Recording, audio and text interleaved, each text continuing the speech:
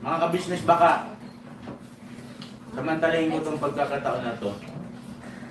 Kung po pwede po sana, lalambing ako sa inyo. Supportahan niyo po yung Anime Reactors TV. Solid ka business po yan. Tapos ano po kasi siya, bedridden na po mga ka-business. So sa pamamagitan ng pagbablog, awa ng Diyos nga na monetize na siya. Nagkakaroon siya ng kaunting revenue. Kaya maliliit lang kasi yung views niya. Baka pwede po suportahan natin si Anime Reactors TV. Yan.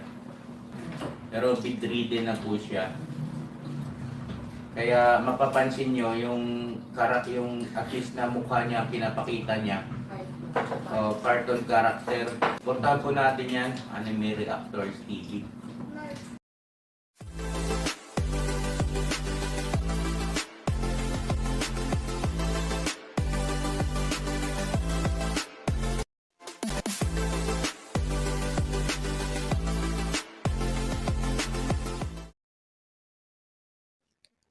Hello guys, mapagpalang araw po sa ating lahat. Narito pong muli ang inyong lingkod, Anime Reactors TV. At sa mga hindi pa po nakaka-subscribe dyan sa aking munting channel, ay baka pwede naman pong makipindot na po na subscribe button. At makilike and share na rin po ng aking mga video. At patuloy din po natin suportahan ang Mag-amang Ka-Business Official at Papa Dins TV. At ganun din po yung kanilang second YouTube channel na Ka-Business Family.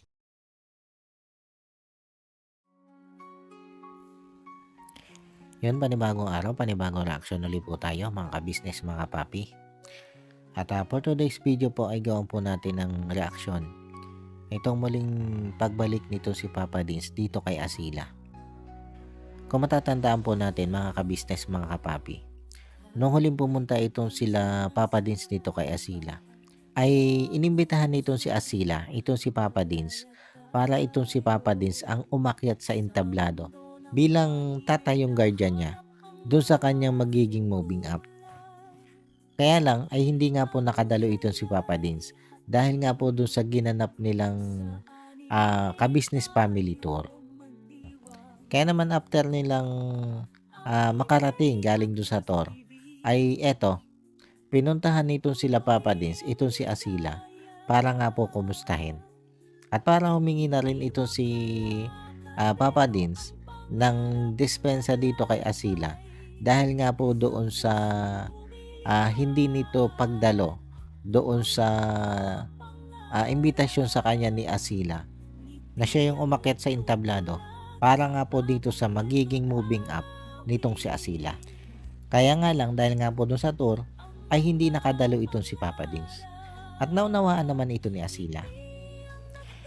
At ang nakakatawa dito kay Asila, mga ka-business, mga kapapi, sa tuwing pupunta dito itong sila Papa Dins ay nandito lang ito sa bahay. Parang isang beses ko yata itong nakita o napanood na dumating dito itong sila Papa Dins na wala itong batang ito dito sa bahay. Ito yung nung time na pumunta dito sila Papa Dins na nakikiramay siya doon sa kanilang kapitbahay na nalunod daw. Ito lang yung vlog nito si Papa Dins na itong si Asila ay hindi nila nadatnan dito sa kanilang bahay. Sa tuwing pupunta dito sila Papa Dins ay nandyan lang siya sa kanilang bahay. At alam naman natin na ito sila Papa Dins, pag pumupunta ito sa kanilang beneficiary ay hindi nito pinapaalam na sila'y pupunta. Kumbaga, lagi itong surprise visit. Pero kita nyo naman, sa tuwing pupunta nga dito sila Papa Dins, ay nandito lang ito si Asila sa bahay. Kaya ibig sabihin, siya yung tipo ng kabataan na hindi mahilig sa gala, hindi mahilig bumarkada. At mas gugustuhin pang siya'y nasa kanilang bahay na lang kaysa gumala o makipagbarkada. Kasi alam nyo mga ka-business, mga kapapi, sa edad na ito ni Asila, ito yung tipo ng edad ng kabataan na mahilig pa sa gala. Lalo na nga't walang gumagabay sa kanyang mga magulang dahil ulilan lubos na ito si Asila. Sa ibang kabataan yan, hindi mo yan mapapagkikita sa bahay. Pero kita nyo naman ito si Asila. Sabi nga niya, ay pagkakagaling niya sa school, ay dito lang siyang dumediretso sa kanilang bahay.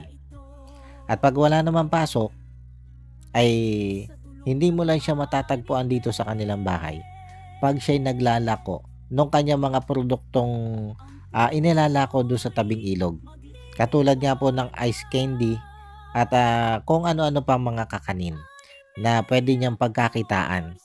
Dahil ito nga po si Asila ay siya yung kumakayod para sa kanyang sarili, para mapag-aral niya yung kanyang sarili. Kumbaga, yung pag-aaral niya ay sarili lang niyang sikap. Kaya makikita mo dito sa batang ito, yung determinasyon niya makatapos sa pag-aaral. Kaya para sa akin, ito si Asila. Ito dapat yung isang ginagawang halimbawa para doon sa ibang mga kabataan. Lalo na nga doon sa mga kabataan na walang ibang alam na gawin kundi ang tumambay, makipagbarkada o di kaya ay maglaro sa cellphone. Kasi kung tutuusin, kayang-kaya naman ng lahat ng kabataan itong ginagawang ito ni Asila. Yun ay kung gugustuhin lang nilang gawin. Nahalip na sila ay tumambay ng tumambay kasama ang barkada at gumala ng gumala kung saan o di kaya'y mag-cellphone maghapon, ay pwede naman nilang gawin ito. Yun ay kung gugustuhin nga lang nila. Dahil kung kinaya nga ng isang Asila ang mga ganyan diskarte sa buhay, ay hindi imposible na kaya din niyang gawin ng iba. Basta meron kang sipag, tiyaga, at determinasyon. Kasi ito yung nakikita ko kay Asila. Kaya niya nagagawa itong mga ganitong bagay. Kitang-kita mo sa kanya na meron siyang tiyaga, sipag, at determinasyon. Lalo na nga yung determinasyon niya na makatapos siya ng pag-aaral. Tapos ito pa nga mga kabisnes, mga kapapi, ang isang ikinatutuwa ko dito kay Asila, na sa tuwing dadating dito sila Papa Dins, ay kitang-kita mo sa mukha niya yung sobrang excited niya na dumating itong sila Papa Dins. Yung bang ramdam na ramdam mo kung gaano siya kagiliw dito kay la Papa Dins. Tapos hindi mawawala talaga sa kanya yung pagiging bilyaka niya o yung husay niyang mag-entertain ng bisita. Lalo na nga pag ang bisita niya ay itong sila Papa Dins. Yung bang tipong para bang sabik na sabik siya sa tuwing pupunta dito sila Papa Dins, na mararamdaman mo at makikita mo talaga sa mukha niya yung sobrang tuwa sa tuwing siya'y bibisitahin nito sila Papa Dins. At eto nga, nung kumustahin nito ni Papa Dins patungkol dun sa moving up niya, ay kagad naman nagkwento itong si Asila. At naikwento nga nito si Asila na ang umakyat dun sa entablado ay yung kanyang pinsan. At dito ay humingi na rin ito si Papa Dins kay Asila ng dispensa kung bakit hindi siya naka-attend doon sa imbitasyon nga nito si Asila na ito si Papa Dins ang umakyat para sa kanya sa entablado. At naunawaan naman ito ni Asila dahil napanood din naman ito si Asila yung naging tour ng family ka business. Kaya nauunawaan niya yung dahilan ni Papa Dins kung bakit ito hindi nakadalo doon sa kanyang moving up. At nung tanongin ni Papa Dins kung may honor itong si Asila, ay sinabi nga nitong si Asila na meron. At nung sabihin ni Papa Dins na gusto niyang tingnan yung medalya ni Asila, ay kaagad namang kinuha nitong si Asila ang kanyang medalya doon sa loob ng kanilang bahay. At ito mga kabisnes, mga kapapi, yung sobrang nakaka-touch sa ginawang ito ni Asila. Na pagkalabas niya doon sa kanilang loob ng bahay, dala yung kanyang medalya, ay kaagad niyang isinuot dito kay Papa Dins. Alam niyo mga kabisnes, mga kapapi, sobra talaga ako na-touch sa ginawang ito ni Asila. Kasi itong ginawa ni Asila na ito, na pagsusuot ng kanyang medalya dito kay Papa Dins, pagbibigay pugay yan mga kabisnes, mga kapapi, o pagbibigay handog sa taong pinagkakautangan mo ng loob. At kalimitan, nakikita ko itong ginagawa ng mga anak para dun sa kanilang ama o ina na nagtaguyod sa kanilang pag-aaral. At sa ginawang ito ni Asila, ay ipinakita niya dito kung gaano kalaki yung respeto at utang na loob niya dito kay Papa Dins. Na kung tutuusin, ay hindi pa naman siya ganun katagal na tinutulungan nito si Papa Dins. Pero kita mo naman kung papaano niya ibinabalik yung utang na loob niya dito kay Papa Dins. Kaya mapapawaw ka na lang talaga sa ugali ng batang ito.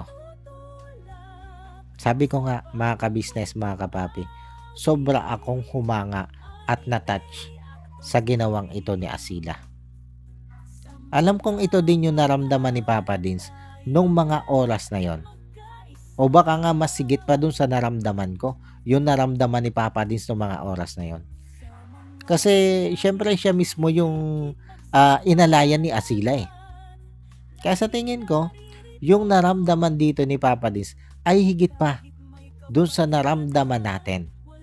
Yung tuwa sa puso ni Papa Dins, alam ko na sobra-sobra yung naramdaman niyan tuwa dito. Kasi ikaw ba naman yung suotan na medalya ng iyong beneficiary? Gaano kasarap sa pakiramdam nun? Diba mga ka-business, mga kapapi? At sa lahat ng beneficiary ni Papa Dins, itong si Asila pa lang ang nakakagawa kay Papa Dins nun. Hindi naman sa hinahanapan natin yung iba. Kaya lang, syempre, ang sarap sa pakiramdam na yung iyong tinutulungan ay ganito kalaki yung ibinibigay sa yung respeto at pagtanaw ng utang na loob. Kaya naman masasabi kong hindi lugi itong si Papa Dins sa pagbibigay niya ng tulong dito kay Asila. Dahil kitang-kita nga po natin kung papaano inirerespeto nitong si Asila at kung papaano niya tinatanaw ang napakalaking utang na loob niya dito kay Papa Dins. Sana nga lang ay hindi magbago itong si Asila dito sa ipinapakita niyang napakagandang pag-uugali. At sana rin ay matupad niya yung kanyang pangarap sa tulong nito si Papa Dins. Dahil alam naman natin na ito si Papa Dins ay lagi lang itong nakaagapay sa mga katulad nitong si Asila na may mga pangarap sa buhay. Lalo na nga dito sa mga ganitong pangarap ng beneficiary ni Papa Dins na makatapos nga po ng pag-aaral.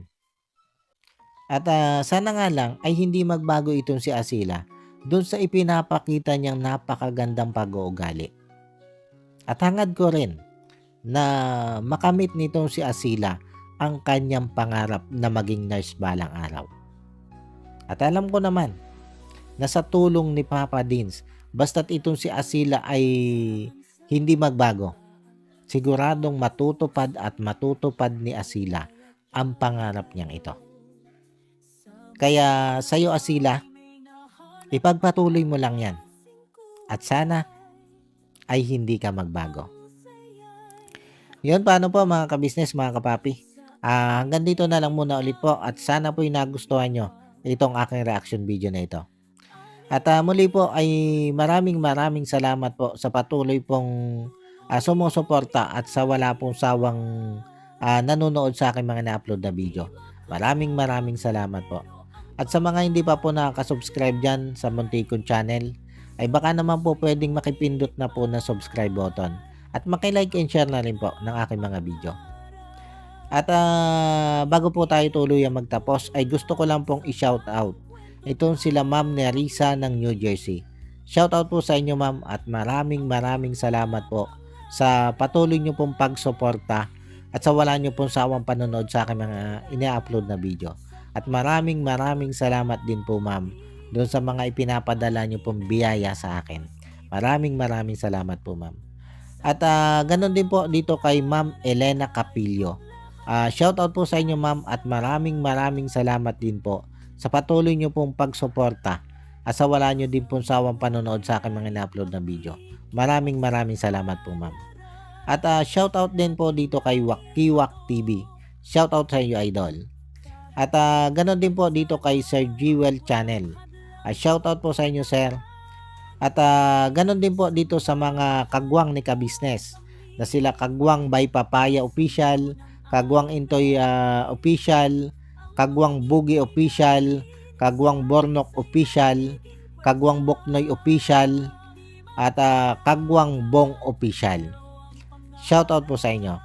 At syempre ganun din po dito sa aking mga kasamaang reaktor na sila Taong Gala, Kalingap Turak, Katangay PLC, Mamplers Channel, MK Inday Okray TV, Analisa Reality Vlog at Alminda Mix Vlog. Shoutout po sa inyo. Muli po ay maraming salamat po at God bless po sa inyong lahat. Anime Reactors, shoutout po. Suportahan natin yan si Anime Reactors TV. Yan, pakisupport po natin. Siya po ay isang bedridden na mga ka-business. Check nyo po yung kanyang YouTube channel, Anime Reactors TV. Siya po isang bedridden na, ayan, kahit papano nakakagawa-gawa siya ng mga reaction video patungkol sa ka-business official.